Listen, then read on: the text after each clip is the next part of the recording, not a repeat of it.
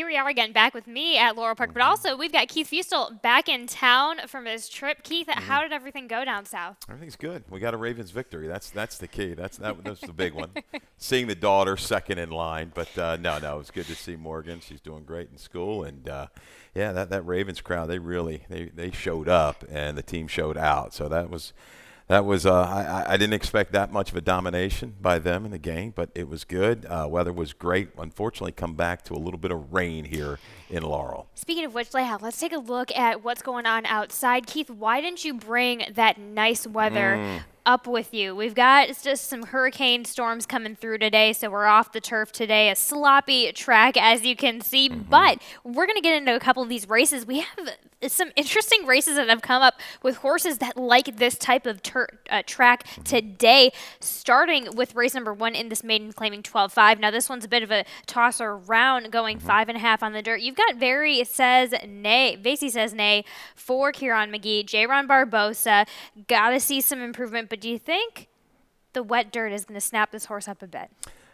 Certainly could. I mean, there's definitely some breeding in there. I think my top selection might have a little bit more. Sorry, I was looking at Tim Tulloch's picks. We both have the 7 on top. Hopperness. Let's go ahead and go into Hopperness. Right. Jamie Ness, Jaime Rodriguez on the outside on a muddy surface last time out. Think we can see a bit of an improvement?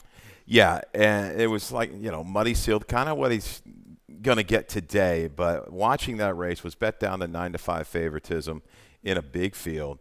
Came out of the gate just a little bit slow, was acting up ever so slightly before those gates opened. And then Rodriguez just kind of took a hold early. Rating hold, let this horse kind of get himself together. And he stayed under that rating hold till about the quarter pole, shifted him out, showed a little bit of late life. I like this draw now moving outside in a shorter field. I think he'll be more forwardly placed and bring a finish here. Ness has been fine, 20-25% with this kind of move with the maiden claimers. Second out the last couple of years. It works for me.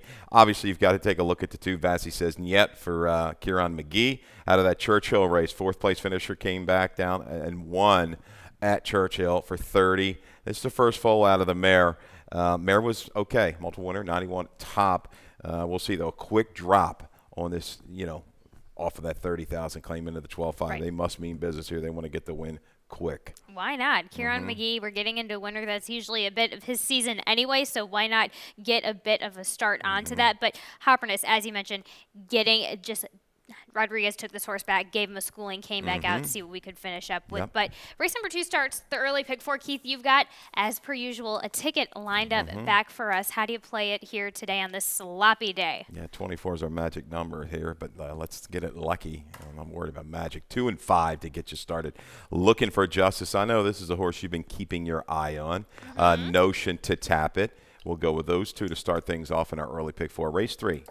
3 deep with a 7, 8, and 14. First time gelding here for off the cuff. I did not have that on my first cut of PPs, but shows up late. I like those late breaking changes. Sneaky moves, Super right? Sneaky. Hide that That's info. Hide it. That's it. Race 4 with the 1 and the 3. Thorny Tail stays in as the 1A is going to wait for another day. Race 5, 2, 6, 7, and 8. I think race 5, I even would like to go a little bit deeper in there, but we're going to hold this thing at $24.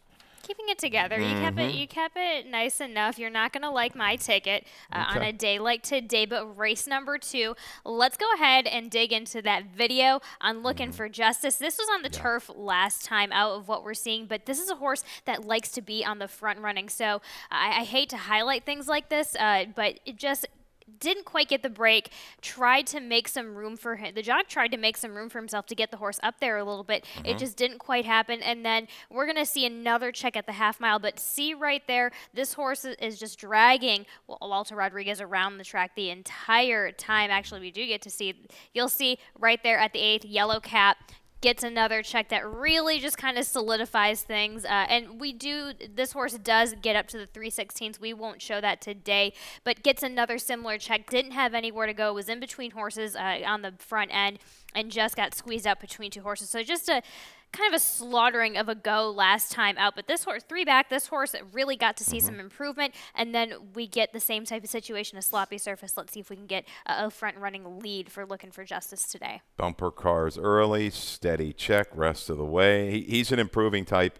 sloppy sealed surface, got to the front a couple races back, gets the 2 turns today. His positional speed, and it looks like he's an improved horse too. He showed some heart despite all of that He adversity, did. right? He stayed in there kept trying. a lot longer than what I thought. So there's a couple other horses that might be a little forward, but I think his trip from on or just off the pace is going to work and carry him to a win or a placing right in there. The 5 Notion to tap it is a horse, Callie, that really ran lights out in that Maryland Million starter. I know 6 feet and 9 lengths. I didn't see that race coming. It's a big gaudy fake, 67. So you're kind of wondering if the connections would have protected even a little bit more, because that number wins for a higher level through these conditions. Showed willingness late against the Wolfman. There's no Wolfman in here. This horse is improved with blinkers. A little extra stretch out is not going to hurt his chances, especially against this field. Especially against that field of it. It's still interesting, though. I could have gone a little bit. I could have definitely seen myself, if I rounded up an early pick 4 ticket, going a little bit wider. But again, we're both going to key in on the number 2, Looking for Justice. Race number 3, this maiden claiming 30, a mile and 16th. Originally on the turf, now a mile on the 1-turn mile here at Laurel Park. You land on your sneaky number 14, just right off the cuff for Mike Trombetta, Johan Rosado. This one is coming off of a synthetic surface type of run, a long layoff. There's a lot of attractive things about him today, just at a nice price of morning line, 15 to 1. We'll see how that wraps up. Yeah, we won't get close to that now with these scratches in this field. And this horse was bred to be a good one. I looked back, and I mean, there's some talent. Second dam, a multiple graded stakes winner. They went fast. The mare improv was quick, showed that speed, and could carry the speed. This horse is retooled. Now, quick drop, they've wasted their time a little bit saying, maiden special, we're not going to waste our time. We're going to go ahead and go in attack mode here for 30. I wouldn't be surprised to see this is going to be first-time blinkers on the dirt as well, to show a little bit more speed, positional, to kind of stalk. Crossland likes to be forward, strategic, even Love Machine, I think, will be forward. I think this is the right spot. This move, maiden special to maiden claimer, has been a good one for Trombetta over the years. Let's see. If he doesn't fire a good shot today, and if he's ever going to get a track that he likes, Bernardini 18% on an off-track, distorted humor on the bottom side, should thrive in the off-going. So it looks to me, I mean, it's a little break, fresh, now or never for off the cuff to run a good race. And on top of that, to add to that, gets an outside post, has all outside post. There's one other horse on the outside of him, not going to make enough of an impact, but as you said, this is the opportunity for off the cuff. I did take a bit of a wait and see approach, just to see what we have with this off weather as well. But you also have the number 7 underneath, strategic. That's the just MTO that draws in that I have on top. I think that horse is just fine with that little bit of an extension of a distance today. No problem whatsoever. Second off a little bit of a break. This works for Damon Barnes, still rolling right along. Wonderwater, who kind of reeled him in late, came back to run a good fig, 68 next time out. Want to jump up to the 42 in life. His speed, his heart will take him a long way in here. Definitely. And race number 4 starts the Rainbow Pick 6. I have a ticket lined up for you guys. And just looking at that, I did go a little bit wide on the first couple of races. And then I key in. There are a couple of late races that we get to. Most notably races 8 that really highlights things. We do have a carryover of 23,000. That's going to hike up to 24 by the time the gates open for the 4th race, which that Rainbow Pick 6 starts. As you can see, as I mentioned in race 8, I'd go a bit wider on that. There are a couple of horses underneath that I found that race really, really interesting. I take a bit of a stab with my single on the 7th race. That horse comes at a bit of a price, and that could technically be a little bit of a wide open affair as well. That's a $54 ticket. That's not quite El Cheapo, but it was hard for me to find a single here today on this type of rainy day, which a number of these horses can just come at you with prices. I mean, it's been Maryland. We've been coming up with prices galore in the past couple of weeks, especially on days like today when it's an off-going track. So why not? But let's go ahead and take a look at this on the dirt event. Stays on the dirt. Scratch the 1A Boss Logic and scratch the 6. Feel the burn. I feel like Logic was actually a pretty decent scratch, but both you and Tim Tulloch land on the number one Thorny Tail, Yeah. Jamie Ness, Jaime Rodriguez. It's no question. This is normally what happens with Jamie Ness. He'll put in a couple entry and scratch one of them. I'm not entirely surprised Boss Logic was scratch, but Thorny Tail, a solid horse. Yeah, positional speed and some stamina. Looks like he's working forwardly into this race. He can handle it off track. He going the way back a 97. I don't think he's going to run that today. He's going to have to deal with Yes Sir Robert to his outside. So Right. can he handle that pressure and kick on from the closers? And I'm playing the percentage a little shorter price. But Barnes, like Corrales Trio, you kind of go look. Next out winner, win, and do they win next out? No, a lot of times they don't. I mean, last start winner, 44 tries, 2%. Cecilia Mike ran absolutely huge. I did choose this horse. So if he comes anywhere back to that last race, he's going to loop and swoop and beat this field. But stick with the percentages here and Thorny Tail to kind of ride out. Right. Maybe a pressured-filled trip, but I think he can hold most of the way here. And he's going to have to fend off, though, the 3 and the 4. They both can handle an off track, and they're both going to be shooting from the back of the pack. That's where I kind of question it, and because I had Silicon Mike first on top, I was battling in between the 3 and the 4 on top, and ultimately I did go with the 4 because, first of all, when I first looked at that race, that was my first gut instinct. But then you go back to some of these races, the range of the performance numbers on this horse can be a little bit tighter, a bit more consistent than the Corrales runner. So I'm just going to go ahead and take a stab and combine those two a little bit because it's hard. Both of them came up with nice numbers. Yeah. Again, one of them was at Delaware, so you have to take Delaware. It's a bit tricky, but I'm taking a little bit of a stab. I did go 3 wide in this race for my Rainbow Pick 6, so why not take a little bit of a stab on a price with this one? Yeah, that Ocadi's Verve coming in for Trujillo, second off the claim. Flowers Feliz, the third place finish. A horse I do kind of recognize from around here and been fairly consistent in starter company.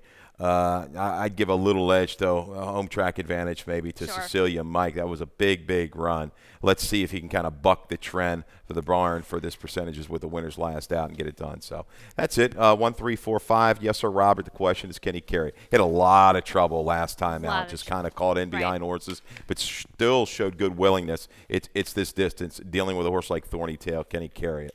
Can he? That's my biggest question is, will that be able to transfer in a new barn today? But here's the thing, Keith comes on a quick claim turnaround, so that he does have a little, in my eyes, 3 weeks to a month.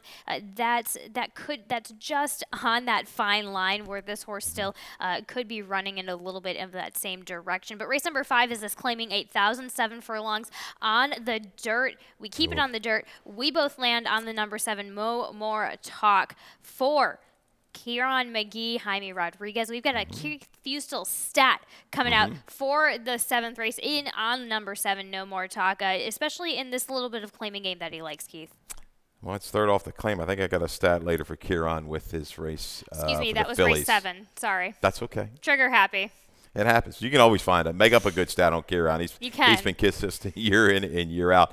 Second off the claim, he's good. Third off the claim, I think he's going to be just fine. That race in the Maryland Million, he kind of got put up into a position maybe early that he wasn't quite comfortable with. They went fast, 22 and 3, 46, 11 and 1, and he just kind of fizzled down inside. Today, the flow won't be as demanding. He can handle the distance. He can handle an off track. Aggressive move back to the number in which he was claimed for 8,000. Right. I think he sits mid-pack but doesn't have to work hard to be there, and that just is going to enhance his finish at the 7 furlongs. Camp Pendleton improving figs, consecutive figs going in the right direction for a trainer-jockey combo that has been deadly over the last couple of months. So Camp Pendleton makes that move, made a move into a slower pace. He's going to be a little bit further back today, I think, at the 7/8, but I think he's going to sustain. Made the journey, the 6, who you don't have at all, is a little bit maybe of a reach for me. I'm tossing the Maryland Million starter. Sure. Ran bad, 2 back. 3 back try was really good. Speed, there's not a slew in here. I want to see an aggressive ride by Lopez for a barn that's kind of heating back up a little bit. Let's get that, and let's go out and send and maybe take the initiative and go as far as we can. at an okay price. I think he's going to fall through the cracks a little bit here. Maybe not as high as 12, but you might get 6 or 8 on this guy this afternoon. But I think I'm going to put my kind of faith in the 7 and the 2. Key them top and bottom in exactas. I'm going to spread around in race number 5. I like your faith in Cam Pendleton. I originally had that horse in my second pick. I need to see a win on that wet dirt. So if he can hold that, he's gonna listen. Point. Don't get me wrong. Point. Don't get me wrong. This horse is consistent. If you go back to a couple of his latest wet dirt efforts back in July, back in May at Pimlico, they weren't disrespectful runs. But just need to see a win. But we both agree with no more talk. The race just needs to come to no more talk, and that's how this horse runs. I throw in a couple of horses. Oxide, for example, 2 for 7 on a wet dirt. I understand that this horse is coming off of a layoff and not a great layoff. I like this horse in a mile better, and I think leading into this, the horse needed a break for a reason. I'm a bit disregarding that run back at Timonium because I saw that horse train probably 2 days before that Timonium run, and that horse completely ran off with his rider going around there. So I think he ran the race before that Timonium effort at Well. So yeah, and just a fan enough of the horse, runs well enough, but. Let's take a quick commercial break. We'll be right back for the rest of this sloppy card here today on Friday. When it comes to getting back in the game, there's only one team to turn to. The team more high school, collegiate, and professional athletes train and recover with. That team is MedStar Sports Medicine. For more than 30 years, MedStar has served as a leader in the diagnosis, treatment, and rehabilitation of orthopedic and sports-related injuries. Ranked among the top programs in the Maryland and Washington regions, we offer rapid access to athletes of all levels. Let the pros who treat the pros treat you. MedStar Sports Medicine. Thanks for hanging on. We are back for race number 6. It's Allowance, 5.5 originally on the turf. Now we're on the dirt today, which leaves us all with a nice price. I think we all thought we were going to be a bit smart here with Targe. Morning line 15-1. That's probably going to drop down a bit for Gina Perry, Angel Cruz. No question that event 2 back on the sloppy surface really kind of seals the deal, I think, for all of us. Yeah, 15-1 for the turf. Much lower here on the dirt. Yeah, Gina Perry, I'm not familiar with the trainer. All I know is they've come out of nowhere and they win. So I'm just going to go with this. Was able to kind of stalk a pretty quick horse, integrated horse, quality Paisley Sling, who can compete in higher level allowance races, right? She was able to wear that one down. So I think she'll revert to stalking tactics, moves from that inside post in a 14-horse field. Right. Further out, maybe forget about it. Winked, we'll try to send. Sure. But I like the rating gear this one showed a couple races back when getting it done over this type of surface. I think she's a Rolling Stone, must be used. This horse has raced herself back into shape. A good run, chasing, very willing to a next out winner in my flicker. May not quite have the early speed as a couple of these, but I think she's going to churn late. And factor in the heat, a price play. You don't have the 5 in here for Mary Epler. Right. Second off of a 348-day break. The last time she kind of came off a lengthy break, she ran a big race at 74. Buyer kind of sticks out, running into a quick flow. A contested pace is going to help the chances, a factor in the heat, and I think she's going to be able to kind of make a little run into it at a square price this afternoon. There we go. There's a nice price for Keith Fustel. Originally, morning line 15-1, and then originally morning line 20-1 for Keith Fustel's exacta in this play. I keep some faith in the horses, in those turf horses, in the 11 Winked and the number 1 Hitcher Ride. I think those 2 girls are going to handle that off track just fine as well.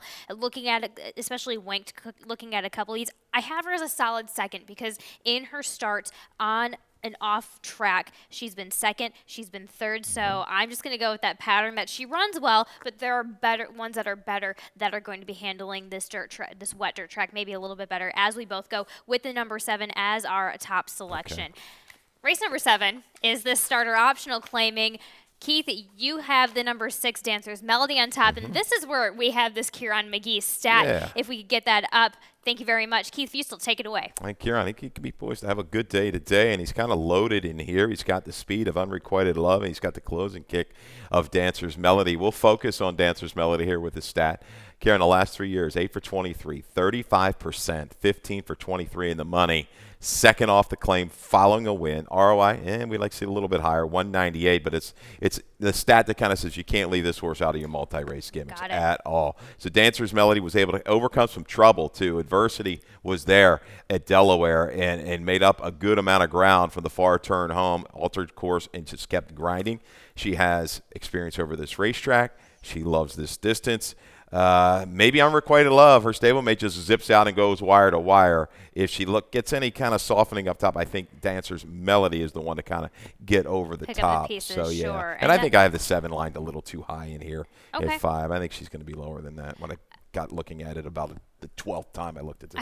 Exactly. I did a couple. I did that looking over races the 12th time. I did that a couple of times here today for this card specifically, and that's why I didn't go with Unrequited Love on top. I just thought it was a bit. This is my single. So you have the Kieran McGee stat, you have the Kieran McGee loaded card, but I'm just taking a stab on Behind the Couch. She's 2 for 9 on a wet dirt, 5 for 9 in the money on a wet dirt. Why not? That's kind of the faith I'm going off of, and especially just really kept trying in that campaign for the 35, the 40, just giving this girl a break finally, I think is going to be the biggest thing that she gets today. Yeah, the one thing with her is she kind of runs her race, and she's hooked some good horses. Right. Horses have jumped up and run like tops, and she's been a little unlucky with that. But her effort is there. She brings it every time. I think she's going to be tactical in here. She's going to need that horse to her inside proper attire to go ahead and go and maybe kind of force that issue of Unrequited Love. But the 2-back try against the grain of the racetrack was good. I think she rallies into it, no doubt. No doubt. Race number 8, allowance optional claiming 46 furlongs on the dirt as intended. We both land on the number 5 on top. Plain Drunk. Love that name. For Jamie Ness, Jaime Rodriguez. Coming off of that sloppy track effort last time out from Parks, that one, what I like is that had to come off the pace just a little bit. It shows a little bit more off the pace than what it does on form when I was watching that run, but a nice effort last time out. It's a good pickup. Yeah, she kind of caught a hot horse in there. Horses won 3 or 4 in a row. Yes. In Golden Tabby. But you're right. She came away okay. The guy kind of caught between horses for a little bit, was never really given a break. The jock was kind of pushing her along. She dropped back. She shifted out, and she made another run through that final eighth of a mile. So today, giving her draw with a better break with some more speed to maybe contest the issue a little bit. I think she gets a chance to catch her breath, Callie, around the turn. She's going the right direction for this barn. She's going to be able to handle the off track, to rally off of it. And they're going to be going quick. Bandits Warrior, 2 good numbers back to back. She really got the advantage last time. The 21st of October, we've talked about how good speed in the inside was that day. She's going to have to work a little bit more with Spicy Margarita. If the 4 gets a better break, these 2, I think, do contest it. Plain Drunk there, Moody Woman there to kind of get through and rally late to maybe get over the top. That's it. Exactly. We've got a video on Moody Woman, just being able to navigate through that traffic a little bit. We take a look. Carlos tries to get this filly going up front. Not her game. He finally just relaxes and takes her back. But watch her in the black cap where she makes this nice move headed towards the rail. She starts making that move towards the rail, gets a little tight, gets a little bit tighter. Then it was tight, but it wasn't that tight. There was still plenty enough room for her, but it got a little bit. Things got a little bit contained in there a little bit, and I think she made that move very, very nicely. So as long as she gets the right kind of trip, should still be able to navigate that. I think she'll be able to do that on the off-going as well if you go back to that March effort. Yeah, drawing the rail again, and that was a really good field. Right. I mean, that smash ticket was unbelievable that day. Fame was good coming in from out of town, but you saw that pick up late. So, again, the horse just to her outside should run away from her. Halo City doesn't have a lot of speed, but Spicy Margarita just the outside. So given a chance, I don't think she's going to have to be used so hard or as much early. She can just run her own race for that first quarter of a mile and let the other ones do the work up top. Good run there late, though. That was a good pickup. Good. Well, and I also want to talk about your just a really quick take on Halo City. I was fighting with this horse on and off my ticket. Ultimately, I saw the distance was a bit of an issue. What are your thoughts on the distance for Halo City today? Well, I go back. She's run over this track once. She runs a buyer, 69. Good enough. It works. They took play into fraudulent charge. You're right. she's going to need things contested. I think she's going to get a better flow than she did at 7. So wouldn't completely surprise me for her to win this race. Why not? Absolutely. Keith Fustel 5-1-3-2 in that nice feature race that we have. The nightcap, the claiming 6 furlongs on the dirt as intended. You, Tim Tulloch, and myself land on Bernie's on Fire, Jerry Robb, Xavier Perez. No shocker there. Comes on from a nice off-track effort last time out at Old Hilltop. Yeah. This is go to the front, open up, and just try to, better your position. And I think the X-Man is going to be able to do that. With a clean break, I don't see anybody running with him early. It's an aggressive move. He's the barn lately, a little 14% over the last 30 days. But he hasn't done this move a lot, though, the last couple of years with this 50% drop like this off of a win. But he's 2 for 3 and 3 for 3 when he did it the last couple of years with a positive ROI. Going to be an awfully short price here in the nightcap. They want to get the win. I think the question mark horse is Bad Guy. What do you do? You've got that Van Off line on the turf. Completely toss that. Is he going to get enough help? Can he reel in a loose leader like I think Bernie's on Fire is going to be? Bernie's on, I agree. On the rail, on the lead. Here we go. That's a Jerry Robb, Xavier Perez combination there. That wraps up our little chat about these races today. Let's take a look at what's gone on outside of Laurel Park today.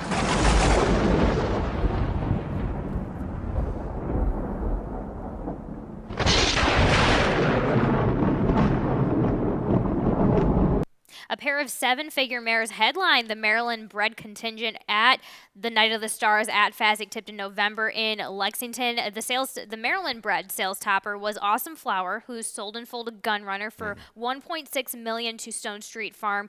She's produced 2 winners from 4 starters. Most notable is Cyberknife as well. But wanted to highlight today is Military Day here at Laurel Park. Military Family Appreciation Day, most notably. So here we are. We're celebrating you guys, and thank you all so much for your efforts. Absolutely. I mean, can't say enough about our vets and all of the military within this country. And we have a strong contingent that, like thoroughbred racing, have found as an outlet to just kind of relax and enjoy. So, appreciate everything. You deserve it, guys. Thank you. We've got some things on special today. So, again, thank you very much.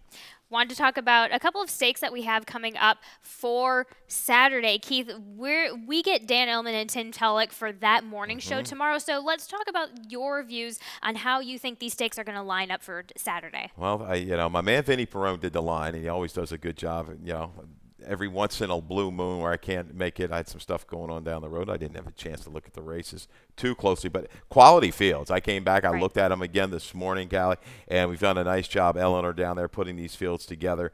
Cheekiness off of that win in the Maryland Million Ladies. But in the Smart Halo, Bound by Destiny, I think is the story there. Right. Can she stay perfect?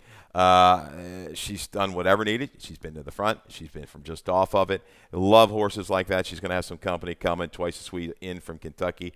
Diamonds, if you do, for Grand Motion. Took a lot of play in a big field just to miss in debut, and even Dissolute.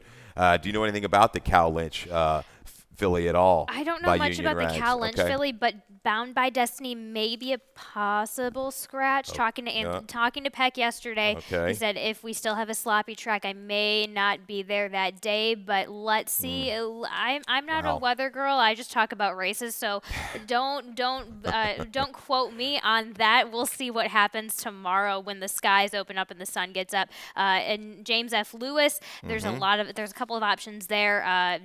Interesting field in that. It is a good field. Recruiter. Very fast. Overcame a slow start to beat Johnny Z from Albany. Right. Will he be able to keep it going? And Malibu Beauty in a 38 go-go. Absolutely. Kind of a hometown favorite. A horse I've liked to follow her career. She's done very well. She draws perfectly to the inside with that speed. One of her main threats is going to be Hybrid Eclipse, who really likes Laurel Park, right? 3 wins out of 4 starts. Can she overcome the outer draw to kind of make that stalk and pounce kind of trip?